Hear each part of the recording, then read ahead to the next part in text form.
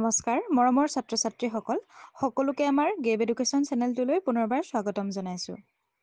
আজিৰ ভিডিঅ'টোত লৈ আহিছোঁ তোমালোকৰ পঞ্চম শ্ৰেণীৰ অসমীয়া পাঠ্যপুথিৰ 6 নম্বৰ পাঠ জোনাকৰ জেউতি পাঠটিৰ সম্পূৰ্ণ প্ৰশ্নৰ উত্তৰসমূহ।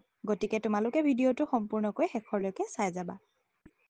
এতিয়া চাওঁ আহা আমি প্ৰশ্ন উত্তৰসমূহ। প্ৰথমে আছে উত্তৰ দিয়া। ক নম্বৰটোত দিছে জোনাকৰ জেউতি পাঠটোত কোনে কালৈ চিঠি লিখিছিল? উত্তৰ জোনাকৰ জেউতি পাঠটোত মুকুটে নিয়ৰলৈ চিঠি লিখিছিল। খ নম্বৰটোত আছে চিঠিখনত লিখা ভাল খবৰটো কি? উত্তৰ চিঠিখনত লিখা ভাল খবৰটো হ'ল মুকুটহঁতৰ গাঁৱত এটা পুথিভঁৰাল স্থাপিত কৰা হৈছে। সেইটোৱে হৈছে ভাল খবৰ। আৰু গ নম্বৰ প্ৰশ্নটো হৈছে পুথিভঁৰালটোৰ নাম কি ৰখা হৈছিলে? উত্তৰ পুথিভঁৰালটোৰ নাম জোনাক ৰখা হৈছিল। অৰ্থাৎ পুথিভঁৰালটোৰ নাম হৈছে জোনাক। ঘ নম্বৰতে আছে পুথিভঁৰালীজনৰ নাম কি? উত্তৰ নীলকান্ত বৰুৱা। ঙ নম্বৰটো হৈছে পুথিভঁৰালটো কোনে উদ্বোধন কৰিছিল? উত্তৰ পুথিভঁৰালটো শ্ৰীযুত মাণিক চন্দ্ৰ বৰুৱাই উদ্বোধন কৰিছিল। প্ৰথম চাটো চোৱা পুথিভঁৰাললৈ 10খন কিতাপ কোনে দান কৰিছিল? উত্তৰ পুথিভঁৰাললৈ শ্ৰীযুত কমল বৰুৱাই 10খন কিতাপ দান কৰিছিল। দ্বিতীয় চাটো হৈছে মুকুটে নিয়ৰক যেনে তেনে পঢ়িবলৈ কোৱা কিতাপ দুখনৰ নাম কি? উত্তৰ মুকুটে নিয়ৰক যেনে তেনে পঢ়িবলৈ কোৱা কিতাপ দুখনৰ নাম হ'ল বিজ্ঞানৰ সৰু সৰু কথা 1 আৰু বিজ্ঞানৰ সৰু সৰু কথা 2। এই দুখন কিতাপ মুকুটে নিয়ৰক পঢ়িবলৈ কৈছিলে।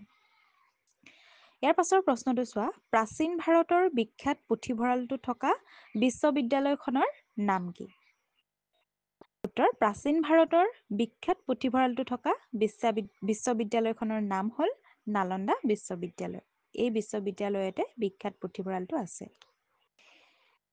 এতিয়া চাওঁ আহা তাৰ পিছৰ প্ৰশ্নসমূহ। ইয়াত দিছে ই আমাৰ মনৰ আকাশ পোহৰাই তুলিব বুলি আশা কৰিছোঁ। এই বাক্যশাৰী কোনে কাক কি প্ৰসংগত কৈছে বহলাই লিখা।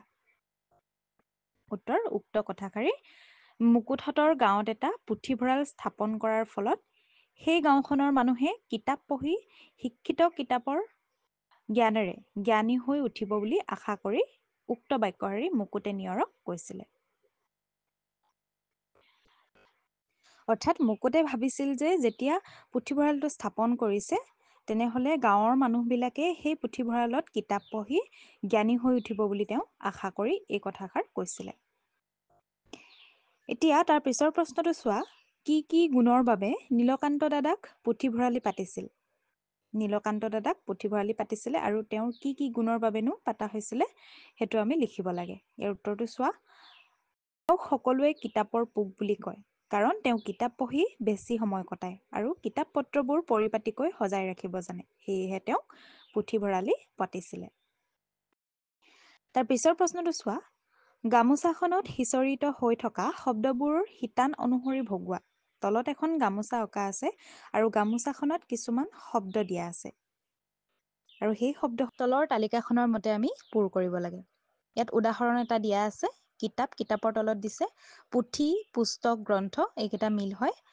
তাৰ পাছতে আছে লিখোতাৰ লগত হ'ব লিখক প্ৰণেতা গ্ৰন্থকাৰ আৰু পঢ়োতাত হ'ব পাঠক আৰু পঢ়ুৱৈ আৰু ভঁৰালত হ'ব পুথিভঁৰাল পুস্তকালয় আৰু গ্ৰন্থকাৰ। ইয়াৰ পাছতে তাৰ পিছৰ প্ৰশ্নটো চোৱা দলত আলোচনা কৰি চমুটোকা লিখা। প্ৰথমটো দিছে পুথিভঁৰাল আৰু দ্বিতীয়টো দিছে গ্ৰন্থমেলা। এতিয়া প্ৰথমটো হৈছে পুথিভঁৰালত বহুতো কিতাপ থাকে। পুথিভঁৰাল ব্যক্তিগত ৰাজহুৱা বা চৰকাৰী হ'ব পাৰে। অধ্যয়ন পিপাসু কিছুমান মানুহে কিতাপ কিনি নিজৰ ঘৰতে একোটা পুথিভঁৰাল সজাই লয় আৰু গাঁও আৰু নগৰত ৰাইজৰ উদ্যোগত পুথিভঁৰাল স্থাপিত হয়। আজিকালি তেনে পুথিভঁৰালক চৰকাৰে আৰ্থিক বা কিতাপৰ সাহায্য দিয়ে। ইয়াৰ উপৰি মহকুমা জিলা আৰু ৰাজ্যিক পৰ্যায়ত চৰকাৰে পুথিভঁৰাল স্থাপন কৰি দিয়ে। পুথিভঁৰাল ল'ৰা বুঢ়া সকলোৰে বাবেই প্ৰয়োজনীয়। সকলো মানুহে পঢ়িব খোজা সকলো কিতাপ কিনিব নোৱাৰে। পুথিভঁৰালে যিকোনো কিতাপ পঢ়াৰ সুবিধা দিয়ে। কিছুমান পুথিভঁৰালৰ পৰা কিতাপ ঘৰলৈ নি পঢ়িব পাৰে। অৱশ্যে তাৰ বাবে কিছুমান নিয়ম বন্ধা থাকে আৰু আন কিছুমান পুথিভঁৰালত অধ্যয়ন কোঠা থাকে। পুথিভঁৰালতে বহি কিতাপ পঢ়িব পাৰি। ইয়াৰ পাছতে খটো হৈছিলে গ্ৰন্থমেলা। বিবিধ বিষয়ৰ কিতাপ বা গ্ৰন্থৰ মুকলি প্ৰদৰ্শনীৰ যোগে বিক্ৰী কৰা ব্যৱস্থাই হৈছে গ্ৰন্থমেলা। গ্ৰন্থমেলাৰ পৰা কিতাপ কিনা সুবিধাজনক হয়। একোখন দৰকাৰী কিতাপ বিচাৰি কেতিয়াবা বহু দোকানত চলাথ কৰি বিচাৰিও পোৱা নাযায়। কিন্তু গ্ৰন্থমেলাত বিপণীসমূহ ওচৰা ওচৰিকৈ সজোৱা থাকে বাবে ইখনৰ পিছত সিখন বিপণী চাই নিজৰ প্ৰয়োজনৰ কিতাপ কিনিবলৈ আমি পাৰোঁ। আজিকালি নগৰ চহৰ সকলোতে গ্ৰন্থমেলা অনুষ্ঠিত কৰে। এনে ব্যৱস্থাই পঢ়ুৱৈসকলক যথেষ্ট উপকাৰ কৰিব আৰু উদ্যোক্তাসকলো লাভৱান হ'ব পাৰিব। এতিয়া চাওঁ আহা তাৰ পিছৰ প্ৰশ্নটো। ইয়াত দিছে জোনাকৰ জেউতী পাঠৰ পৰা বহুবচন আৰু একবচন বুজোৱা শব্দবোৰ উদাহৰণত দেখুওৱাৰ দৰে লিখা। ইয়াত এটা উদাহৰণ দি দিছে। একবচনত দিছে মোৰ আৰু বহুবচনত হৈছে আমাৰ। মোৰ হ'লে আমাৰ হয়। আৰু এতিয়া তলত ইয়াতো আছে তোমাৰ। একবচনত যদি তোমাৰ হয় তেতিয়া বহুবচনত হ'ব তোমালোকৰ। তোমালৈ, তোমালৈ হ'লে তোমালোকলৈ। তোমাক বহুবচনত হ'ব তোমালোকক। অনুষ্ঠান, অনুষ্ঠানৰ বহুবচন হ'ব অনুষ্ঠানবিলাক। শিশু, শিশুৰ বহুবচন হ'ব শিশুসকল। তাৰ পিছৰ প্ৰশ্নটো চাওঁ আহা। তোমালোকক শিক্ষকে নাইবা মাৰা দেউতাৰাই আদেশ, উপদেশ বা অনুৰোধ কৰি কোৱা 5টা বাক্য লিখা। আদেশ, উপদেশ আৰু অনুৰোধৰ যিকোনো 5টা বাক্য লিখিলেই হ'ল। ইয়াত চোৱা 5টা দি দিছোঁ। তোমালোকে নিয়মীয়াকৈ বিদ্যালয়লৈ আহিবা। এইটো হৈছে উপদেশ। তাৰ পাছতো হৈছে ৰাহুল তুমি দুৱাৰখন বন্ধ কৰি দিয়া। এইটো আদেশ দিয়া বুজায়। সদায় সঁচা কথা ক'বা। এইটো উপদেশ। তোমাৰ কিতাপখন দিয়া। এইটো আদেশ, আদেশসূচক বাক্য। আৰু আনটো হৈছে সমনীয়াৰ লগত কাজিয়া নকৰি মিলা প্ৰীতিৰে থাকিবা। এইটো উপদেশ বা অনুৰোধসূচক বাক্য হয়। তাৰ পিছৰ প্ৰশ্নটো চোৱা। তলৰ বাক্যকেইটা প্ৰশ্নবোধক বাক্যলৈ নিয়া। তলত কিছুমান বাক্য আছে আৰু সেই বাক্যসমূহ আমি প্ৰশ্নবোধক বাক্যলৈ নিব লাগে। ক নম্বৰটো দিছে বিদ্যালয়ত শৰীৰ উপস্থিতি নিয়মীয়া। আমি এতিয়া প্ৰশ্ন বনাম, উত্তৰ লিখা। বিদ্যালয়ত শৰীৰ উপস্থিতি কেনেকুৱা আৰু প্ৰশ্নবোধক দিবা। খ নম্বৰটো হৈছে গছজোপাত লমালমে আম লাগিছে। এইটো প্ৰশ্নটো বনালে হ'ব গছজোপাত লমালমে আম লাগিছেনে? পিছৰটো হৈছে বেবীয়ে পঢ়িবলৈ ভাল পায়। আমি লিখিব লাগিব বেবীয়ে কি কৰি ভাল পায়। প্ৰশ্নবোধক দিবা। তাৰ পিছৰটো হৈছে ৰিজু গৰম বন্ধত ঘৰলৈ আহিব। এইটো হ'ব ৰিজু ঘৰলৈ কেতিয়া আহিব। ইয়াৰ পাছতে তাৰ পিছৰ প্ৰশ্নটো চোৱা। দলত আলোচনা কৰি শব্দবোৰৰ বিপৰীত অৰ্থ বুজোৱা শব্দ লিখা। বিপৰীত শব্দ লিখিব লাগে পৰিপাটি, পৰিপাটিৰ বিপৰীত হ'ব অপৰিপাটি। নতুন, নতুন হ'লে পুৰণি। উপযোগী, উপযোগীৰ বিপৰীত শব্দ হৈছে অনুপযোগী। আশা, আশা হ'লে নিৰাশা। এতিয়া তাৰ পিছৰ প্ৰশ্নটো চাওঁ আহা। তলৰ শব্দবোৰেৰে বাক্য সাজা। আমি বাক্য সাজিব লাগে এইকেইটা। সংগ্ৰহ, সংগ্ৰহ। আমি পুথিভঁৰালৰ পৰা নানান কিতাপ সংগ্ৰহ কৰি অধ্যয়ন কৰিব লাগে। আৰু সংগ্ৰহৰ তলত ড্ৰেছ দিবা। তাৰ পিছৰটো হৈছে উপযোগী। বুঢ়িয়াৰ সাধু কিতাপখন শিশুৰ বাবে উপযোগী। উপযোগী তলত ড্ৰেছ দিবা। তাৰপিছতে হৈছে পুথি। পুথিভঁৰালত বিভিন্ন ধৰণৰ কিতাপ ৰখা হয়। ইয়াত পুথিটো তলত ড্ৰেছ দিবা। কিতাপ। ৰহিমে নিতৌ পুৱা গধূলি কিতাপ পঢ়ে। ইয়াৰ কিতাপৰ তলত ড্ৰেছ দিবা। গ্ৰন্থমেলা। মই গ্ৰন্থমেলাৰ পৰা এখন উপন্যাস কিনিলোঁ। গ্ৰন্থমেলাৰ তলত ড্ৰেছ দিবা। এতিয়া চাওঁ আহা তাৰ পিছৰ প্ৰশ্নটো। ইয়াত দিছে গ্ৰন্থমেলা আৰু পুথিভঁৰালৰ পাৰ্থক্য লিখা। গ্ৰন্থমেলা আৰু পুথিভঁৰালৰ আমি পাৰ্থক্য বিচাৰিব লাগে। এতিয়া উত্তৰটো চাওঁ আহা। গ্ৰন্থমেলাত কিতাপ বা গ্ৰন্থৰ মুকলি প্ৰদৰ্শনী কৰা হয় আৰু তাৰ পৰা কিতাপ কিনিব পাৰি।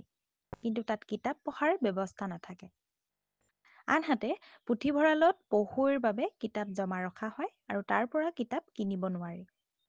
বিশেষ নীতি নিয়মেৰে কিতাপ পঢ়াৰ বাবে ঘৰলৈ নিব পাৰি। কিছুমান পুথিভঁৰালত কিতাপ পঢ়াৰ বাবে সুকীয়া কোঠাও থাকে। কিতাপ ঘৰলৈ নানি পঢ়ুৱৈসকলে পুথিভঁৰালতে কিতাপ পঢ়িব পাৰে। এতিয়া তাৰ পিছৰ প্ৰশ্নটো চোৱা। তোমালোকৰ নিজ অঞ্চলত বা বিদ্যালয়ত থকা পুথিভঁৰালৰ বিষয়ে লিখা। মই অকণমান লিখি দিছোঁ ইয়াত তোমালোকৰ বিদ্যালয়ত থকা পুথিভঁৰালৰ বিষয়ে। তোমালোকে এইখিনি নিজে অলপ চেষ্টা কৰি লিখিবা। আমাৰ বিদ্যালয়ত এটা পুথিভঁৰাল আছে। শিক্ষক আৰু ছাত্ৰ ছাত্ৰীসকলে পুথিভঁৰালৰ পৰা কিতাপ ঘৰলৈ নি পঢ়িব পাৰে আৰু এজন শিক্ষকক পুথিভঁৰালীৰ দায়িত্ব দিয়া হয়। তেখেতে প্ৰতিদিনে জিৰণিৰ পিছত পুথিভঁৰালৰ কিতাপ দিয়ে। তাৰ পিছৰ প্ৰশ্নটো চোৱা। উল্লেখ কৰা সাহিত্যিকসকলৰ নামৰ পৰা শিশু সাহিত্যিকসকলৰ নাম বিচাৰি লিখা। তলত কিছুমান সাহিত্যিকৰ নাম দিছে আৰু তাৰ মাজৰে পৰা আমি শিশু সাহিত্যিকসকলৰ নাম বিচাৰি উলিয়াব লাগে। ইয়াত আমি উত্তৰটো চোৱা। শিশু সাহিত্যিকসকল হ'ল লক্ষ্মীনাথ বেজবৰুৱা, জ্যোতিপ্ৰসাদ আগৰৱালা, অতুল চন্দ্ৰ হাজৰিকা, নৱকান্ত বৰুৱা, ভৱেন্দ্ৰনাথ শইকীয়া, গগন চন্দ্ৰ অধিকাৰী আৰু নিৰ্মল প্ৰভা বৰদলৈ। এতিয়া তোমালোকৰ কিতাপত একেবাৰে শেষত প্ৰকল্প এটা দিছে। প্ৰকল্পৰ তলত প্ৰশ্নকেইটা দিছে, সেই প্ৰশ্নকেইটা চাওঁ আহা। ইয়াত দিছে, দলত আলোচনা কৰি তলৰ বিষয়সমূহ লৈ এটি টোকা প্ৰস্তুত কৰা। তোমালোকক দলত আলোচনা কৰি ল'বলৈ কৈছিলে। এতিয়া ক নম্বৰটোত দিছিলে, এখন শিশু আলোচনীৰ নাম, সম্পাদকৰ নাম, তোমাৰ ভাল লগা শিতান আৰু আলোচনীখন তোমাৰ কিয় ভাল লাগে এইটো লিখিব লাগে। এতিয়া উত্তৰত এখন শিশু আলোচনীৰ নাম লিখিব পাৰা সফুৰা, আৰু সেই সফুৰাৰ সম্পাদকৰ নাম হৈছে ৰূপম বৰুৱা, আৰু সেই তোমাৰ ভাল লগা শিতানটো লিখিব পাৰা বিজ্ঞান বিচিত্ৰা, আৰু আলোচনীখন মোৰ ভাল লগাৰ কাৰণ, অৰ্থাৎ তোমাৰ ভাল লগাৰ কাৰণটো লিখিব পাৰা বহুতো নতুন কথা জানিব পাৰে। এতিয়া খ নম্বৰতে দিছে, দুজন শিশু সাহিত্যিকৰ নাম। উত্তৰ, আৰু তেখেতসকলে লিখা পুথিৰ নাম লিখিব কৈছে। দুজন শিশু সাহিত্যিকৰ নাম হৈছে অতুল চন্দ্ৰ হাজৰিকা আৰু নৱকান্ত বৰুৱা। আৰু অতুল চন্দ্ৰ হাজৰিকাই লিখা পুথিসমূহ হৈছে মানিকী মধুৰী, ৰুণুক জুনুক, ফেঁহুজালি। আৰু নৱকান্ত বৰুৱাই লিখা পুথি হৈছে এখুত ককাইদেউ, নতুন ককাইদেউ, সপোন ককা ইত্যাদি। এতিয়া গ নম্বৰটো চাওঁ আহা। ইয়াত দিছে 3খন বাতৰি কাকতৰ নাম, আৰু সেই বাতৰি কাকতৰ সম্পাদকৰ নাম লিখিব লাগে আৰু শিশু চৰাইৰ নাম। উত্তৰ, 3খন বাতৰি কাকতৰ নাম হ'ল অসমীয়া প্ৰতিদিন, দৈনিক জনমভূমি আৰু নিয়মীয়া বাৰ্তা। আৰু তাৰে সম্পাদকসকলৰ নাম হৈছে অসমীয়া প্ৰতিদিনখন নিত্য বৰাৰ, দৈনিক জনমভূমিখনৰ উৎপল বৰুৱা, নিয়মীয়া বাৰ্তাৰ নৰেশ কলিতা।